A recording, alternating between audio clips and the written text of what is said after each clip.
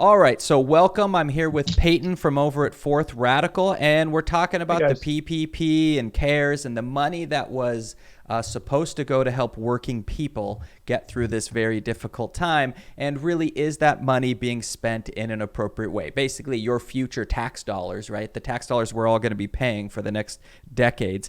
And it seems like it's going to companies that you really have to wonder, did they need the money? Venture capital firms, do they really need an infusion of tax dollars? You've got billionaire property developers. Did they really need this kind of stuff? You've got the mega church that hosted Pence, all of a sudden got a bunch of $1 million afterwards. Kanye West, right? His clothing line valued around $3 billion.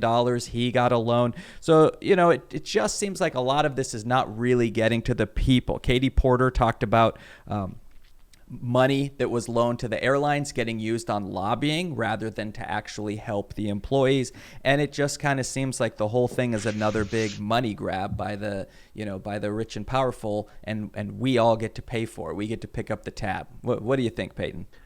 Yeah, I was looking at this report here saying that, quote, thousands of massive companies got loans and they didn't even keep the workers on the paychecks. SBA, record logs, data book, whatever says. So this is insane. The kind of money grab, the kind of greed that we're seeing running around from a lot of corporations right now, from a lot of hedge funds, as you point out right there, a lot of, speculation markets, companies that a lot of people honestly don't even understand or think that like they're even producing anything worthwhile or worthy. These are the kinds of companies that got their loans and got their loans first and fastest and quickest, because oftentimes, as we saw there, it was especially at the get-go being administered by banks.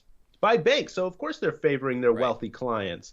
I mean, this stuff that we were seeing was outrageous.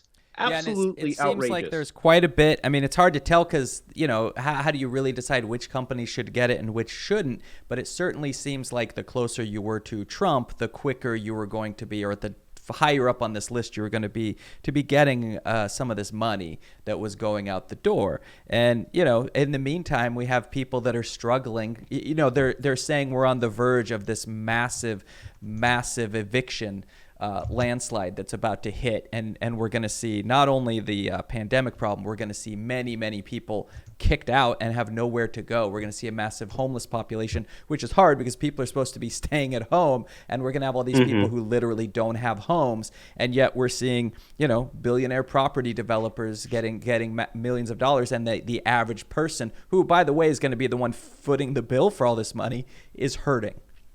And not just that, we were in many respects in an evictions crisis before this whole thing started. We Right. were in a situation where more people were being evicted, renters were being evicted, than homeowners were being evicted at the peak of the housing crisis last time around in 2007, 2008. So, I mean, this is a situation which was already a disaster, already a disaster. And now you bring on a massive global pandemic, a massive global health crisis on top of it, and it is a disaster. Now, look, I don't want to shame any workers here. This is, Chris, I take it that your channel is a non-worker shaming channel, right? We don't, you're not going to be out here shaming workers. So look, the janitor out there who's working for some company and then is able to get their paychecks secured because of this program, even if maybe you don't like the company. Look, we're not here attacking that side of things. Right. That's good. And in many respects, the Paycheck Protection Program was maybe, it wasn't the nightmare that some people made it out to be. It did solve a couple of issues, but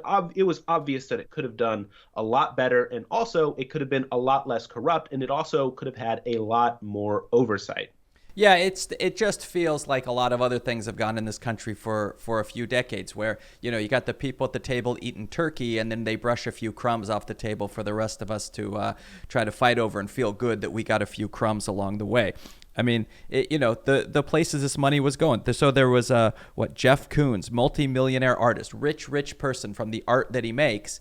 He got millions of dollars out of this, and the average person got a check for $1,200.